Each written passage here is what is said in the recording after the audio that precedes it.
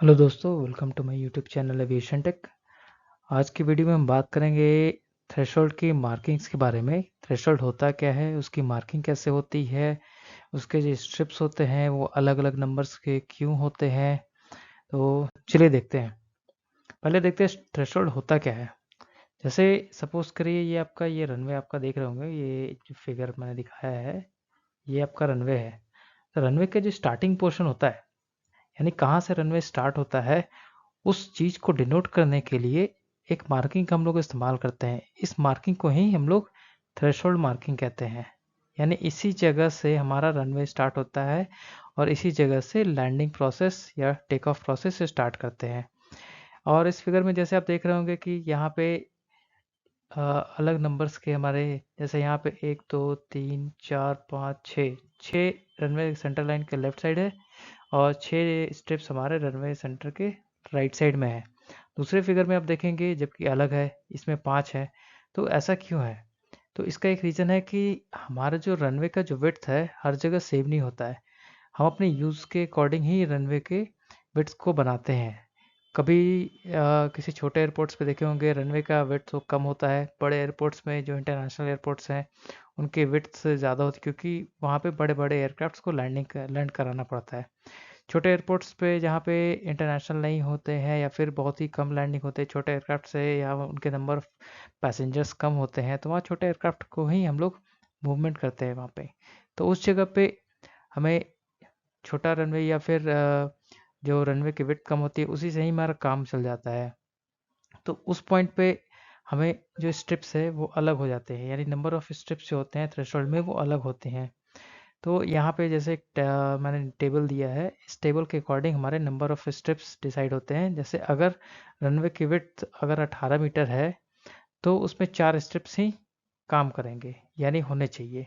अगर रनवे की width 23 metre है तो उसमें 6 स्टेप्स होने चाहिए। रनवे की विड्थ अगर 30 मीटर है तो उसमें 8 स्टेप्स होने चाहिए। अगर 45 मीटर है तो उसमें 12 स्टेप्स होने चाहिए। अगर 60 मीटर है तो उसमें 16 स्टेप्स होने चाहिए।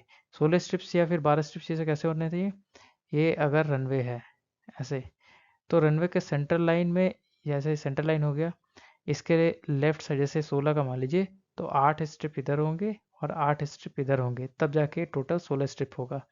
सिमिलरली अगर रनवे की विड्थ 45 मीटर है और उसमें 12 स्ट्रिप टोटल होने चाहिए, यानी 6 इधर होने चाहिए लेफ्ट साइड और 6 राइट साइड होने चाहिए। तो रनवे के विड्थ के अकॉर्डिंग हमारा थ्रेशोल्ड का मार्किंग डिसाइड होता है। अब जैसे मार्किंग को हमने देख ली कि क्या होता है, कितने स्ट्रिप्स होने चाहिए। अब हम देखते हैं कि उस स्ट्रिप्स का लेंथ, उसके विड्थ या फिर दो स्ट्रिप्स के बीच का जो गैप होना चाहिए वो कितना होना चाहिए। ऐसे यहाँ देखिए, एक रनवे है ऐसे, एक स्ट्रिप मान लीजिए यहाँ पे है ऐसे, दूसरा स्ट्रिप ये है। तो ये जो स्ट्रिप की लेंथ है, यानी यहाँ से यहाँ, ये होनी चाहिए 30 मीटर। ठीक है, और इसकी विड्थ होनी चाहिए approximately, not exactly, it is 1.8 metre के अप्रॉक्सीमेटली होना चाहिए। और ये स्ट्रिप और ये स्ट्रिप के बीच का भी जो गैप होना चाहिए ये भी 1.8 मीटर ही होना चाहिए अप्रॉक्सीमेटली, इट में वेरी। ठीक है, यहाँ पे फिगर में देखेंगे जैसे ये हमारा रनवे का डेजिग्नेशन है। डेजिग्नेशन ये रनवे के सेंटर लाइन के लेफ्ट साइड और राइट साइड में होना चाहिए दोनों। ठीक है, ये जैसे 20 रनवे, तो रनवे के सेंटर लाइन के लेफ्ट में 2 हो जाएगा और रनवे के सेंटर लाइन के राइट साइड में 0 हो जाएगा। ठीक है, और ये हमारा जो स्ट्रिप्स आपने देख रहा है यहाँ पे, ये इसकी लेंथ हमारी 30 मीटर हो जाएगी। और ये एक स्ट्रिप की दूसरे स्ट्रिप के बीच की जो गैप है वो भी जो अपने स्ट्रिप की विड्थ है उसके इक्वल होनी चाहिए, यानी अप्रॉक्सीमेटली 1.8 मीटर। ठीक है, लेकिन यहाँ सेंटर पे आप जो देख रहे होंगे, सेंटर में जो ये गैप है वो ज़्यादा है, ये डबल होना चाहिए। ये 1.8 नहीं, 1.8 इंटू 2, यानी अप्रॉक्सीमेटली डबल जो हमारा स्ट्रिप का विड्थ होना चाहिए उसके डबल होता है। ठीक है, अब ये देख रहे होंगे कि ये जो स्ट्रिप है ये रनवे के स्टार्ट से नहीं होता है, यहाँ से नहीं होता है, उसके थोड़ा सा गैप करके होता है। ठीक है, तो ये कितना डिस्टेंस पे होगा, ये होता है 6 मीटर। ये जो आप देख रहे हैं कि यहाँ से स्ट्रिप स्टार्ट हुआ है, ठीक है, लेकिन रनवे हमारा यहाँ से स्टार्ट है, तो ये जो डिस्टेंस है ये 6 मीटर होना चाहिए, 6 मीटर। ठीक है, तो इसी तरीके से अगर 2 रनवे हैं तो इधर हम लोग इस तरीके से मार्किंग कर सकते हैं, सेकंड फिगर में देख सकते हैं, या फिर अगर थ्रेशोल्ड में ही रनवे की मार्किंग होती है तो इस तरीके से मैं मार्किंग कर सकते हैं, थर्ड फिगर जैसे देख सकते हैं। और इसमें जो एक मैंडेटरी चीज़ है वो ये है कि जो 2 स्ट्रिप्स है, जो सेंटर लाइन के सबसे नियरेस्ट जो 2 स्ट्रिप्स होंगी उन दोनों के बीच का डिस्टेंस होना चाहिए 22.5 मीटर। जब भी थ्रेशोल्ड में ही हमारा रनवे का अगर मार्किंग होता है तब ये डिस्टेंस हमें मेंटेन करना होता है। ठीक, और ये देखिए, एक जैसे मैंने बताया था कि सारे स्ट्रिप्स जो है, जो थ्रेशोल्ड के स्ट्रिप्स हैं वो कमेंस करने चाहिए 6 मीटर फ्रॉम द थ्रेशोल्ड। जैसे यहाँ ये रनवे स्टार्ट हुआ और ये थ्रेशोल्ड की मार्किंग जो होती है, ये स्ट्रिप्स यहाँ से यहाँ तक की डिस्टेंस होता है वो 6 मीटर होता है, और ये कितना होता है 30 मीटर। ठीक है, सेकेंड पॉइंट क्या है, when threshold is displaced transverse strip of width not less than 1.8 meter shall be provided।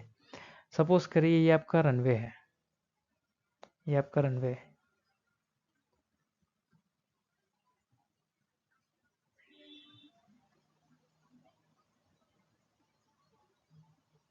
ये आपका रनवे है, और ये लेकिन एग्जैक्टली हमारा यहाँ से स्टार्ट नहीं हो रहा रनवे, हमारा रनवे स्टार्ट यहाँ से हो रहा है, यानी थ्रेशोल्ड हमारा डिस्प्लेस हो गया क्योंकि यहाँ पे कोई ऑब्स्टेकल हो गया पीछे, जिसकी वजह से हमारा रनवे को डिस्प्लेस कर दिया गया है।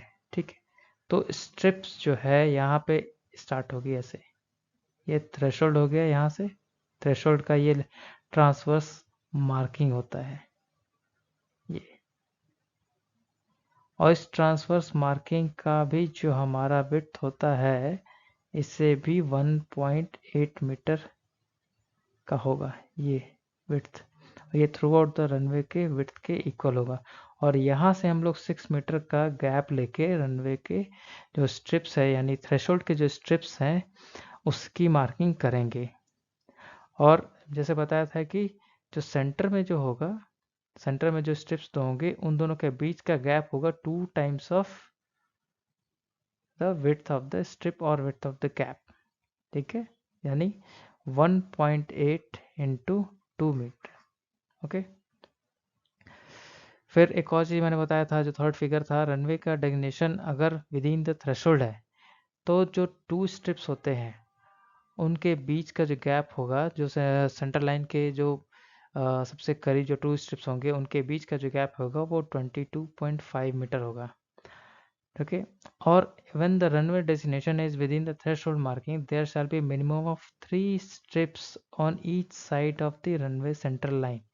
इसका मतलब ये है कि अगर कभी भी रनवे का डेजिग्नेशन हम लोग अगर थ्रेशोल्ड में ही लिखते हैं, यहाँ पे जैसे ये रनवे के स्ट्रिप्स है, ठीक है, सॉरी रनवे के स्ट्रिप कह रहा हूँ, थ्रेशोल्ड के स्ट्रिप्स हैं, और थ्रेशोल्ड के स्ट्रिप्स के इन बिटवीन ही हमें रनवे का डेजिग्नेशन मान लीजिए 24 साइड यहाँ कर दिया गया है। तो इस 24 यानी 22.5 मीटर का यहाँ गैप हो जाएगा। इसके बाद जो स्पेस बचा लेफ्ट और राइट में, तो उसके लेफ्ट में यहाँ पे 3 स्ट्रिप्स होने जरूरी है और इधर भी 3 स्ट्रिप्स होने मैंडेटरी हैं कभी भी, जब भी हम थ्रेशोल्ड की मार्किंग करेंगे। तो आज के वीडियो में इतना ही। अगर वीडियो अच्छा लगे तो वीडियो को लाइक करिए, चैनल को सब्सक्राइब करिए। Thank you.